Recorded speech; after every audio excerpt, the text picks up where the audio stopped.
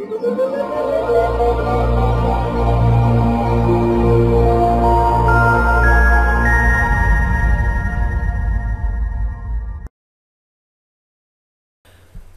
הזמן לחדש את הביטוח לרכב. בסרטון הקרוב אחשוף בפניכם שיטה קלה, יעילה ומהירה להשוואת ביטוח רכב. אראה לכם צעד אחר צעד כיצד תוכלו לחסוך בקלות מאות שקלים בחידוש פוליסת הביטוח בשנה הקרובה. אך ראשית חשוב להבין, ענף הביטוח הוא ענף גדול ורווחי מאוד, ולכן עומדות לרשותכם חברות רבות שרק מחכות להציע לכם שירותים. במילים אחרות, יש תחרות בשוק. זו הזדמנות אדירה עבורכם אם רק תדעו כיצד לנצל מצב זה לטובתכם. לפני שאחשוף בפניכם את השיטה, ארצה לשתף אתכם בשתי עובדות שכל בעל רכב חייב לדעת בנושא ביטוח רכב. 1. חברות הביטוח מחשבות את המחיר בצורה שונה אחת מהשנייה. זו הסיבה העיקרית שצריך לעשות השוואת ביטוח רכב. משתלם להשקיע מספר דקות על מנת לקבל הצעת מחיר ממספר חברות ביטוח שונות ובכך ליהנות ממחירים משתלמים יותר. 2. ניתן לפצל את פוליסת הביטוח בין חברות ביטוח שונות.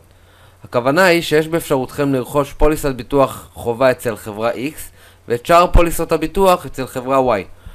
אחרי שעברנו על עניין זה, הגיע הזמן לחסוך כסף בביטוח לרכב.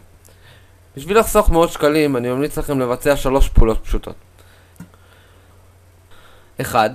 פנו דרך האינטרנט ל3 עד 5 חברות ביטוח שונות, במטרה לקבל הצעת מחיר לפוליסת הביטוח המתאימה עבורכם.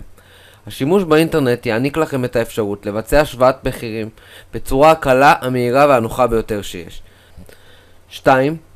המתינו שחברות הביטוח יחזרו אליכם אחרי שהן מחשבות את הצעות המחיר השונות.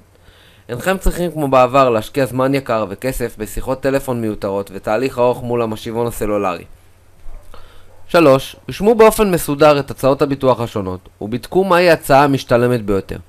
הכנו עבורכם טבלה פשוטה שתוכל לעזור לכם להציג את הנתונים באופן ברור, כך שיהיה לכם קל להבין מהי ההחלטה המשתלמת ביותר עבורכם. בנוסף, הכנו עבורכם גישה מהירה למגוון חברות ביטוח המוציאות סל שירותים רלוונטי.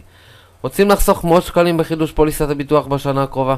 לחצו על הלינק בתחתית הוידאו ותהנו מגישה קלה ונוחה למגוון הצעות ביטוח לרכב.